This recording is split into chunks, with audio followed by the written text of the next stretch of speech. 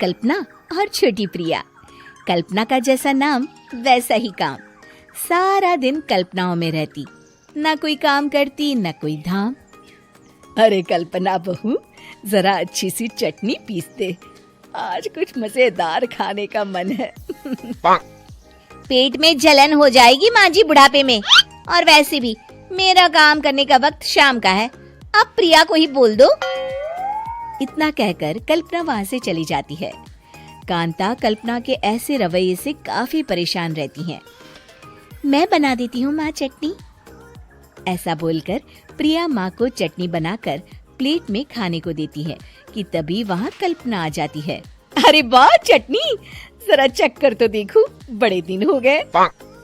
अरे नहीं बहू, तू तो रहने ही दे चटनी खाना, पेट में जलन हो जाएगी।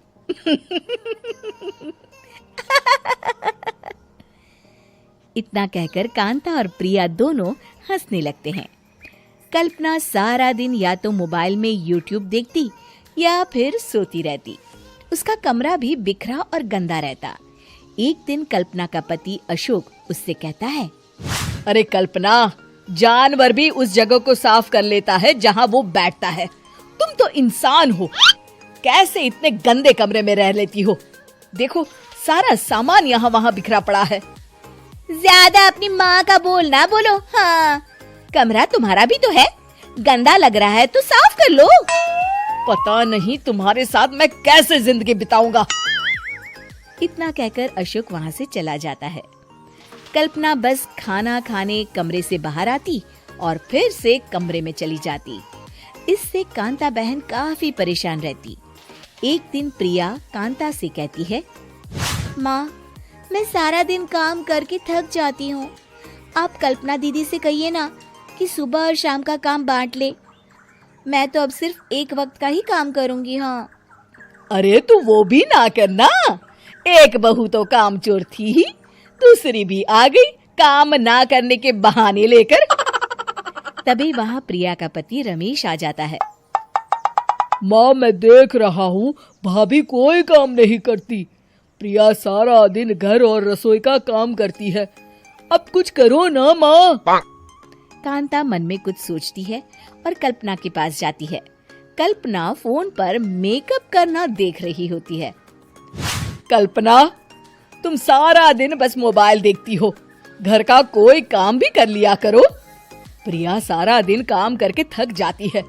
आज से मैंने फैसला किया है, एक वक्त का काम तुम करोगी, सुबह का खाना तुम बनाओगी और रात का प्रिया। आप लोगों ने काम को हवा बना रखा है।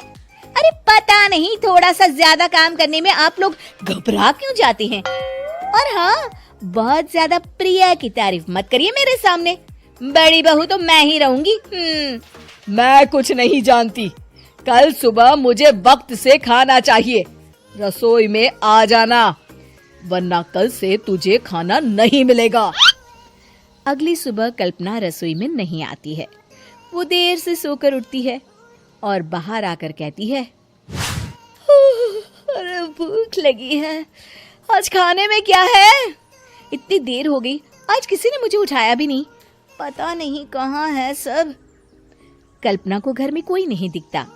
वो रसोई की तरफ जाती है जहाँ बड़ा सा ताला लगा होता है। अरे रसोई में ताला? ओ, मैं तो भूल ही गई थी, माँ ने आज से सुबह का खाना मुझे बनाने को कहा था। हे भगवान, इतने लोगों का खाना बनाना क्या आसान है? तभी घर के सारे सदस्य बाहर से वापस आते हैं। वाह माँ जी, मजा आ गया छोले भटूरे खाकर। मेरे मुंह में तो अभी भी स्वाद आ रहा है। अरे कल्पना, तेरे भरोसे रहते तो हम तो भूखे ही रह जाते। कल्पना को बहुत गुस्सा आ जाता है। अब बहुत हो गया, आज से मैं अपनी रसोई अलग कर रही हूँ, मैं अपना खाना खुद बना लिया करूँगी।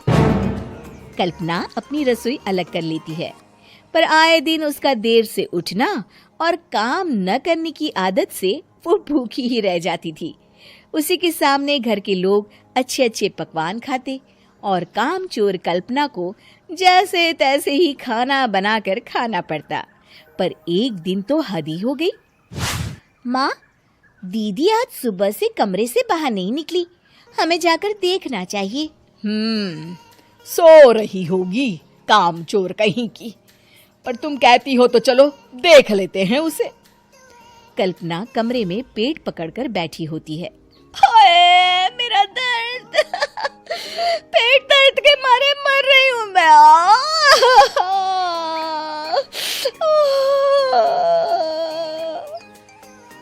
अरे दीदी क्या हुआ, पेट में दर्द क्यों हो रहा है? डॉक्टर को दिखाया आपने? माँ। कल्पना खड़ी होती है और माँ जी के पास आती है। मुझे माफ कर दीजिए, अब से मैं सारे काम में मदद करूंगी, कभी आलस और काम चोरी नहीं करूंगी। हाँ हाँ वो तो ठीक है, लेकिन अचानक क्या हो गया जो तू काम करने को तैयार हो गई? काम चोर कल्पना। माँ, लगातार बासी और उल्टा पुल्टा खाना खाने के कारण मेरे पेट में इन्फेक्शन हो गया है। काम न करना पड़े इसलिए मैं 2 दिन का खाना एक दिन ही बना लेती थी। बासी और खराब खाना खाने के कारण लेने के देने पड़ गए। पेट में दर्द हो रहा है। चलो अच्छा हुआ, देर आए दुरुस्त आए।